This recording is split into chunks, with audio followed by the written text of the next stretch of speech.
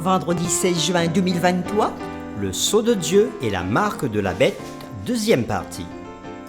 Nous sommes encore reconnaissants envers Dieu de nous permettre de partager avec vous des moments précieux sur votre chaîne L'Aventure dans la Parole. Alors qu'une semaine est en train de s'achever, nous prions que Dieu bénisse l'influence de sa parole dans nos cœurs, afin que ce que nous avons appris reste gravé dans nos cœurs. Et si les contenus qui vous sont proposés vous font du bien, nous vous invitons à participer avec nous en likant et en vous abonnant si ce n'est pas encore fait pour recevoir les notifications de chaque jour. N'oubliez pas de nous laisser un commentaire sur ce que vous avez compris et appris et partagez le lien avec tous vos contacts. Le texte à mémoriser de cette semaine, que nous vous invitons encore à dire avec nous, se trouve dans Apocalypse chapitre 7, les versets 2 et 3. « Et je vis un autre ange qui montait du côté du soleil levant et qui tenait le sceau du Dieu vivant. Il cria d'une voix forte aux 4 anges à qui il avait été donné de faire du mal à la terre et à la mer, et il dit : Ne faites point de mal à la terre, ni à la mer, ni aux arbres, jusqu'à ce que nous ayons marqué du sceau le front des serviteurs de notre Dieu. » Qu'est-ce que le sceau de Dieu et qui sont ceux qui le reçoivent ? Selon les livres de Daniel et Apocalypse, quelle description et indication temporelle avons-nous concernant la bête qui monte de la mer ?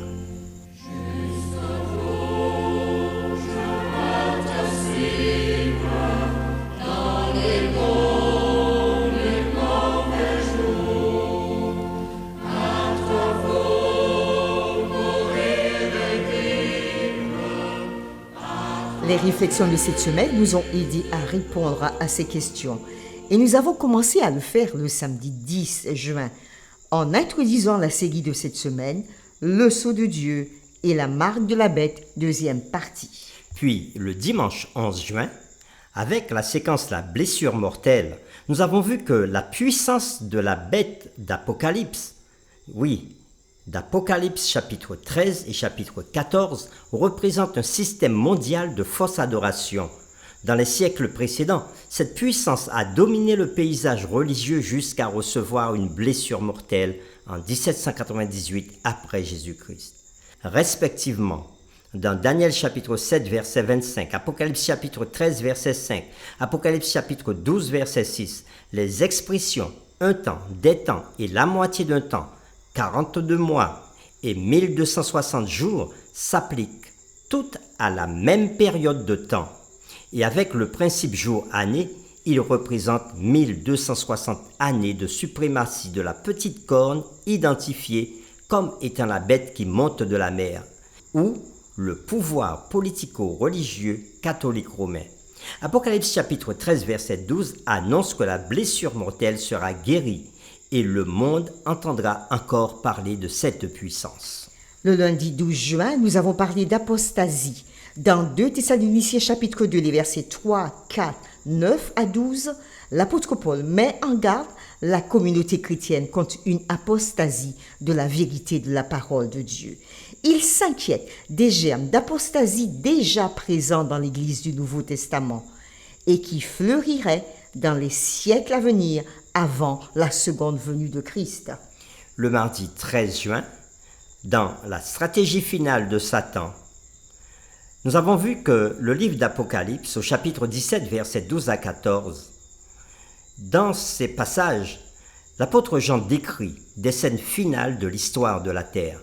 3 points importants sont soulevés dans ce passage. Premièrement, les puissances politiques ont un même dessein et donnent leur puissance et leur autorité à la bête. Deuxièmement, cette fusion d'erreurs fait la guerre à Jésus, l'agneau. Troisièmement, dans la dernière guerre de la terre, Christ et ses disciples triomphent. Ce n'est pas la bête qui gagne, mais c'est Jésus. Et le mercredi 14 juin, nous avons parlé de la marque de la bête. Deutéronome chapitre 6 verset 8 et Deutéronome chapitre 11 verset 18 parlent des instructions de Dieu pour inscrire sa loi d'amour en l'homme. Sur son front, siège de la conscience et intelligence, et dans ses mains siègent des activités manuelles. Contrefaçon faite de Satan par l'intermédiaire de la bête dans Apocalypse chapitre 14 verset 9, qui lui aussi place sa marque sur le front et sur la main. Mais Apocalypse chapitre 14 verset 12 présente deux caractéristiques qui distinguent le peuple de Dieu de ceux qui reçoivent la marque de la bête. Ils gardent les commandements de Dieu, qui inclut le 4e commandement, le sabbat, ce commandement que la puissance de la bête a espéré changer, et ils ont la foi de Jésus. Le jeudi 15 juin, le titre de la séquence était « Le test du sabbat ». Contrairement à ceux qui reçoivent la marque de la bête, d'autres recevront le sceau de Dieu sur leur front. Les sceaux étaient utilisés dans les temps anciens pour attester de l'authenticité des documents officiels. Nous pourrions donc nous attendre à trouver le sceau de Dieu intégré dans sa loi. Exode chapitre 20 versets 8 à 11 parle du commandement du sabbat comme possédant les éléments d'un sceau biblique. Il comporte un nom, le nom de l'Éternel, ton Dieu. Il comporte aussi un titre. Oui, Dieu est créateur. Il comporte un territoire. Dieu est créateur des cieux, de la terre et de la mer et de tout ce qui y est contenu. Les saints dont parle Apocalypse gardent les commandements de Dieu et parmi ces commandements figure le 4e qui parle du sabbat, qui porte le sceau de Dieu. Ce 4e commandement, qui est donc exécutoire et irrévocable, qui a été modifié, contrefait par la puissance de la bête. Et aujourd'hui, vendredi 16 juin, nous poursuivons avec des réflexions avancées.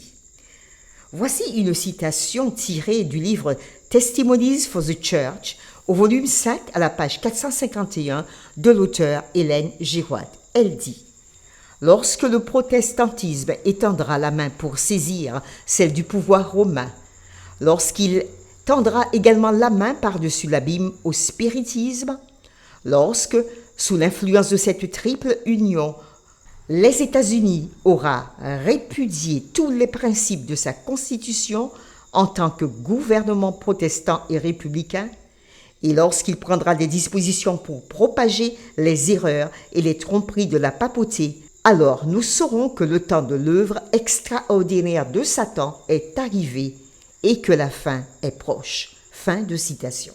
Le théologien Ángel Manuel Rodriguez, dans l'ouvrage The Closing of the Cosmic Conflict, Wall of the Three Angels Messages, manuscrit, page 53-54, dit ceci. Nous avons eu tendance à négliger le fait que le dimanche est le jour d'adoration des forces opposées. Nous avons eu tendance à négliger le fait que le dimanche est le jour de culte des forces opposées. Dans le scénario du livre d'Apocalypse, le dimanche est un symbole extrêmement important, révélant l'incroyable ruse et les sophismes du dragon. Ce changement de loi de Dieu exprime en une action simple l'essence même de la haine du dragon contre Dieu dans le conflit cosmique. Sa simplicité est très trompeuse. Le dragon a cherché à usurper la place de Dieu dans le cosmos en se présentant comme le véritable objet d'adoration et en soutenant que la loi de Dieu est injuste, qu'elle doit être modifiée. Le dragon a changé la loi au détriment du décalogue, où Dieu est identifié comme créateur et rédempteur, le seul digne d'être adoré. Le changement de la loi manifeste non seulement la haine du dragon pour la volonté du Seigneur, mais c'est aussi sa tentative d'usurper la place de Dieu en devenant un objet d'adoration. L'universalisation de cette modification de la loi lui assurerait la victoire. Fin de citation. Nous apportons encore aujourd'hui quelques précisions sur le sceau de Dieu. Selon Romains chapitre 4, le verset 11, un signe et un sceau sont interchangeables. Les sceaux étaient bien connus dans le monde antique. Ils étaient utilisés pour authentifier des documents et jusqu'à aujourd'hui, ils étaient également un signe de propriété. De tous les commandements, le sabbat est le seul qui puisse être considéré comme un sceau de Dieu. Nous avons vu qu'il contient le nom, le titre et le territoire du législateur. Et comme dit un auteur, Gerhard Damstig, il dit « Le commandement du sabbat peut donc être considéré comme un sceau parce qu'il est le seul entre les 10 qui mentionne à la fois le nom et le titre du législateur. Il est par conséquent le seul qui révèle l'autorité dont cette loi émane. Il renferme ainsi le sceau de Dieu et la signature du Créateur, proclame l'authenticité et l'obligation de sa loi. » Fin de citation. Le sabbat contribue à donner aux 10 commandements leur signification unique. Le sabbat a été placé dans le décalogue comme le sceau de Dieu vivant, désignant le législateur et faisant connaître son droit à gouverner. Ainsi, le sabbat est le signe d'une relation entre Dieu et son peuple, servant de test de leur loyauté envers lui. Le sceau de Dieu, tel que manifesté par l'observation du sabbat, est un signe d'acceptation de l'autorité de Dieu dans nos vies.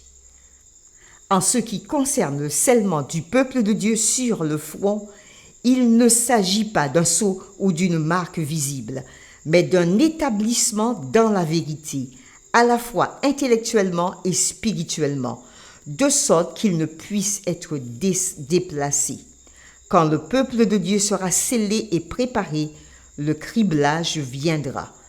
C'est une citation de l'auteur Ellen G. White tirée dans le SDA Bible Commentary, volume 4, à la page 1161.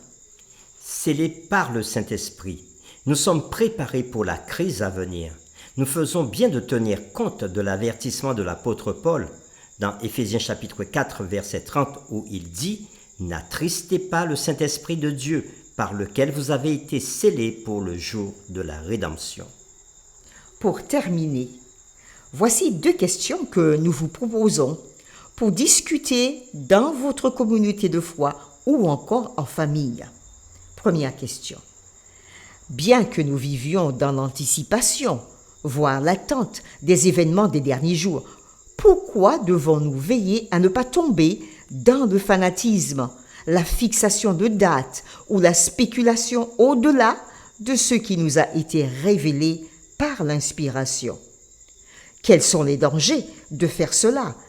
Et quels ont été les résultats lorsque les événements attendus ne se sont pas déroulés comme spéculé?